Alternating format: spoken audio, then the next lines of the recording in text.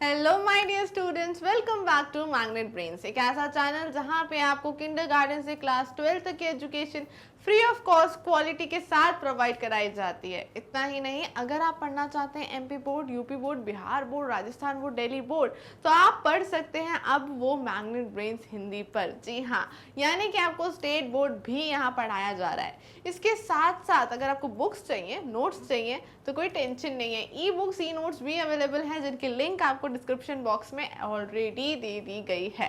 तो चलिए स्टार्ट करते हैं आज की क्लास।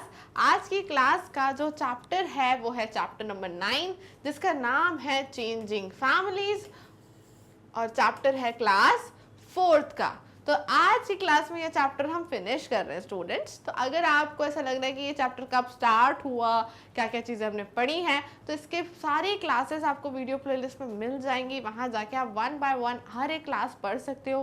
कोई क्लास मिस हो गई सिर्फ उसे भी देख सकते हो, तो कोई इशू नहीं है। बट आज की क्लास में हम इस चैप्टर को करेंगे फिनिश, यानी ये लास्ट टॉपिक है हमारा, फाइंड आउट एंड राइट। तो यहाँ पे कुछ क्वेश्चन एंड आंसर हम करने वाले हैं जो कि रिलेटेड है लास्ट क्लास के कुछ टॉपिक से। तो हमने लास्ट क्लास में क्या पढ़ा था, फटाफट से रिकैप कर लेते हैं। लास्ट क्लास में हमने बेसिकली पढ़ा था कि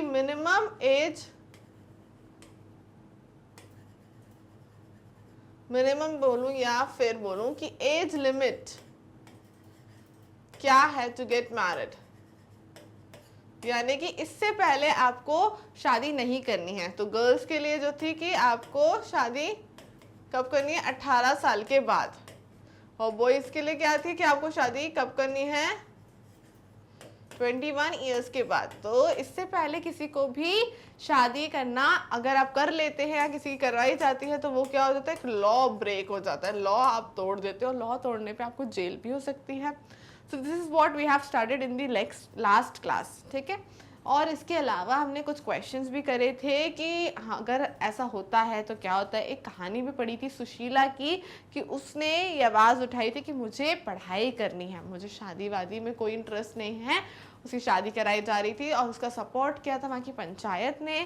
पंचायत यानी जो गवर्नमेंट होती है जो पूरा रूल करती है जगह जगह को, वैसे ही पंचायत होती है जो विलेजेस को कोई भी डिसीजन वगैरह लेने में हेल्प करती है। तो वही पंचायत ने सुशीला की हेल्प करी थी और क्या बोला था कि एक एज होती है जब तक बच्चे को खेलते और पढ़ते रहने देना चाहिए, ना कि उनकी शादी करा देनी चाहिए। तो ये चीज़ें हमने लास्ट क्लास में ऑलरेडी कवर कर दी है। उसी से जुड़े कुछ क्वेश्चंस इस क्लास में हम पढ़ने वाले हैं। तो फटाफट से स्टार्ट कर देते हैं हम, ठीक है। सो स्टार्ट करते हैं। इससे पहले मैं बता देती हूँ, मेरा नाम है खुशी और मैं आपको पढ़ाती हूँ क्लास 1 to 5th EVS यानी कि एनवायरमेंटल स्टडीज़। तो फटाफट से बुक्स ओपन कर लीजिए। बुक्स ओपन करके पेज नंबर 76 अपनी बुक में आप ओपन कर दीजिए, ठीक है। पेज नंबर 76 में जो ये क्वेश्चंस दिए हैं यही आज हम कवर करने वाले हैं, ठीक है। तो फटाफट से देखते हैं क्वेश्चन नंबर 1 क्या दिया है। Are there any such children in your neighbourhood, neighbourhood यानी आस पड़ोस में, है ना, आस पड़ोस में, who had to drop out of school। तो कोई ऐसा बच्चा, एनी सच चिल्ड्रन यानी कोई ऐसा बच्चा है नेबरहुड में यानी आस पड़ोस में, जो कि ड्रॉप आउट हुआ हो स्कूल से, जो स्कूल से उसको निकालवा लिया हो या निकाल दिया हो या उसने खुद निकल गया हो। Do they want to go back to school, क्या वो वापस स्कूल जाना चाहते हैं कि नहीं। तो हम लोग सब कहाँ रहते हैं स्टूडेंट, सिटीज़ में ज़्यादातर रहते हैं। तो आजकल ये सिटीज़ में नहीं होता है कि किसी को स्कूल से निकाल दिया जाए या उसकी शादी करा दिया जाए, because every one is aware of that law. तो लॉ कोई नहीं तोड़ेगा, ठीक है। तो ये नहीं होता है हमारी सिटीज़ में। बट आपको अगर कोई पता हो कि ऐसा हुआ हो किसी के साथ, तो you can mention here, but नहीं तो यूजुअली नहीं होता है, इसलिए we will write there are no children in my neighborhood who had to drop out of school। there are no children, ऐसा कोई बच्चा नहीं है मेरे नेबरहुड यानी आस पड़ोस में जिसने ड्रॉप आउट किया हो स्कूल से। ऑल आर स्टडिंग, सभी पढ़ रहे हैं, ठीक है। तो this is what you have to write, okay. Next question क्या है, what are they doing these days. अगर वो नहीं पढ़ रहे होते तो हम बताते कि वो क्या कर रहे हैं, but what are they doing, they are studying.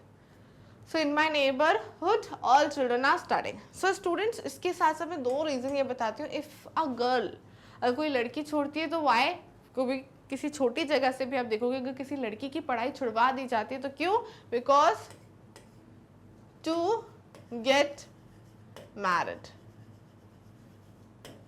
है ना। और लड़कियों की पढ़ाई कब छुड़वाई जाती है?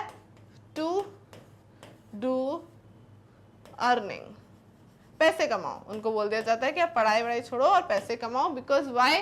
बिकॉज हमारे पास अब पैसा नहीं है तुम्हें पढ़ाने के लिए, so go and do something work, और कहीं भी पैसा कमाओ। तो अभी आप देखते हो ना छोटी छोटी जगहों पे, चाय की दुकान पे देखो छोटे छोटे बच्चे जो चाय ले लो बोलते हैं।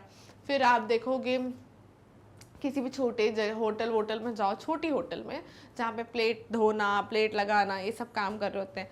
तो ये लोग क्या, ये लोग पढ़ना नहीं चाहते? ये लोग भी पढ़ना चाहते हैं, पर ये लोग क्या कर रहे हैं? ये लोग काम कर रहे हैं। आप देखोगे बाहर पे सब्जी बेचते हुए, कबाड़ बेचते हुए, ये सारी चीज़ें कर रहे हैं। क्यों? क्योंकि इनको पढ़ाई नहीं कराई जा रही है, इनसे काम कराया जा रहा है। बिकॉज उनकी फैमिली जो है वो पैसे ही नहीं उनके पास पढ़ाई कराने के लिए। तो वो क्या कहती है, तुम भी पैसे कमाओ तभी ज़्यादा बेटर रहेगा। ठीक है। सो ये दो रीज़न होते हैं, जब लड़कियों की पढ़ाई छुड़ाई जाती है तो इसलिए, और जब बॉयज़ की पढ़ाई छुड़ाई जाती है तो इसलिए। बट दोनों में ये बोलूँ कि पढ़ाना बहुत इम्पॉर्टेंट है। ठीक है। नेक्स्ट क्वेश्चन क्या है? Has anybody in your family got married recently? Who? अगर आपकी फैमिली में अभी किसी की शादी हुई है, आप भूल गए हो तो मम्मा से पूछ लो एक बार, मम्मा किसी की शादी हुई थी क्या अभी recently? So you can write it here. ठीक है। Like my uncle got married recently, तो आपकी जिसकी भी शादी हो, ब्रदर की, सिस्टर की, चाचा की, मामा की, बुआ की, मौसी की, you can write it. Okay. What was the age of the bride and the groom? क्या एज होगी? तो जो एज होगी मम्मा से पूछ लेना कि मम्मा क्या एज थी ब्राइड की यानी दुल्हन की, ग्रूम यानी कि दुल्हे की क्या क्या एज थी, और वो लिख देना आप यहाँ पे। The age of the bride was 22 and the age of the groom was 25। तो इसकी जगह पे आप अपना पूछना और अपना लिखना। ठीक है, ना कि ये टीप के लिख देना। Okay. What kind of dresses they wore? तो क्या पहना होगा? सिंपल सा है, ये तो आपने पहले भी डिस्कस किया था ना। ब्राइड ने क्या पहना होगा? लहंगा एंड चोली। इसमें लिख दो lehenga and choli of red colour, है ना।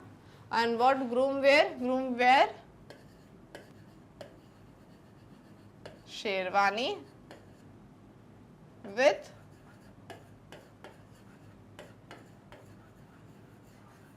पगड़ी। ठीक है, तो ये आप लिख दो आंसर में। Right this answer in your book में जगह दी हुई है ना, वहां पे पेंसिल से लिख दो। ठीक है, चलो नेक्स्ट क्या है? What kind of dishes were there? Name them. Dishes, शादी में क्या क्या था? अरे बहुत कुछ था, है ना। शादी में तो आपके यहाँ थे, देखो, पूरी,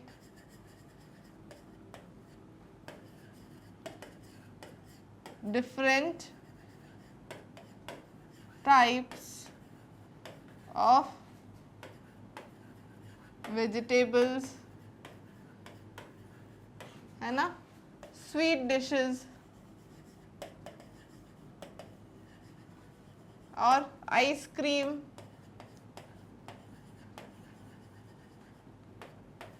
different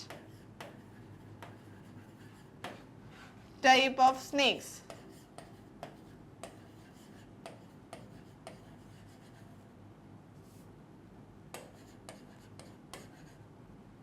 different type of snacks, snacks नहीं, snacks। एक एक्स्ट्रा लिख देती हूँ यहाँ पे, क्योंकि और भी कई सारी चीज़ें होती हैं। तो पूरी, different type of vegetables, sweet dishes, ice cream, different types of snacks, ये सारी चीज़ें हमने यूजुअली शादी में देखी हैं और खाई हैं। तो जितनी चीज़ें आप यहाँ लिख पाओ उतनी चीज़ें आप यहाँ पे मेंशन कर देना। ठीक है, डन। ये देखो इस तरह का खाना मिलता है, बहुत टेस्टी टेस्टी है, यम यम। सो इसी के साथ हमारी आज की क्लास तो स्टूडेंट्स फिनिश होती है। ठीक है, और साथ साथ हमारा चैप्टर जो 9 है, क्या नाम था, चेंजिंग फैमिलीज, वो भी फिनिश होता है। ठीक है, एक बार हम देखते हैं क्या क्या चीज़ें हमने यहाँ देखी। हमने 3 फैमिलीज के बारे में पढ़ा। एक थी निम्मी की फैमिली, जहाँ पे एक छोटी बेबी सिस्टर निम्मी की फैमिली में ऐड हुई थी, इसलिए हमने उसे कहा न्यू अराइवल। ठीक है, फिर हमने देखी सेरिंग की फैमिली। सेरिंग की फैमिली में उसके पापा को प्रमोशन मिला था और वो एक नई जगह जा रहे थे, तो there is a new place, तो हमने लिखा था न्यू प्लेस। फिर हमने देखी थी नजली की फैमिली। नजली की फैमिली में क्या हुआ था, एक शादी हुई थी और उसकी सिस्टर इन लॉ यानी कि भाभी घर आ रही थी, तो उनकी फैमिली में भी चेंज हुआ था नंबर ऑफ मेंबर्स में।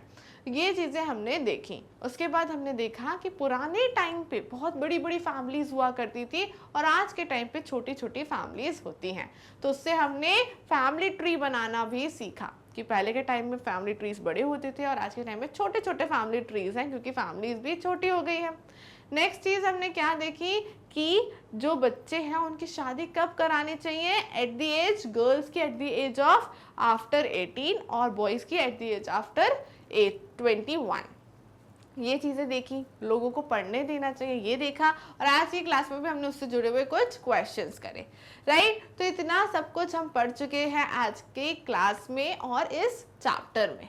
और इस चैप्टर में जितनी चीज़ें हमने सीखी हैं, अगर एक आध क्लास सबसे मिस भी हुई है कोई इशू नहीं है, आप वीडियो प्लेलिस्ट में जाके वो क्लास देख सकते हो। और इस चैप्टर में क्योंकि हमने कुछ भी मिस नहीं किया है, सब कुछ पढ़ाया है, तो आपको भी सब कुछ पढ़ना है, सारे चीज़ों के आंसर्स लिखने हैं। ऑलराइट, तो मिलेंगे नेक्स्ट क्लास में जहाँ पे हम स्टार्ट करेंगे बिल्कुल नया चैप्टर, चैप्टर नंबर 10। ओके, बाकी आप सभी जानते हैं सिर्फ क्लास 4th ही नहीं, आपको मैग्नेट ब्रेन्स पर किंडरगार्टन से क्लास 12 तक हर class free of cost quality के साथ पढ़ाई जा रही है। इसके साथ साथ अगर आप चाहते हैं स्टेट बोर्ड पढ़ना, तो MP board, UP board, Bihar board, Rajasthan board, Delhi board भी आपको मैग्नेट ब्रेन्स हिंदी पे पढ़ाया जाता है। उसके साथ साथ नोट्स और बुक्स भी अवेलेबल हैं, ई नोट्स, ई बुक्स, जिनकी लिंक आपको डिस्क्रिप्शन बॉक्स में ऑलरेडी दे दी गई है। तो चलो स्टूडेंट्स, मिलेंगे नेक्स्ट क्लास में। Till then stay tuned.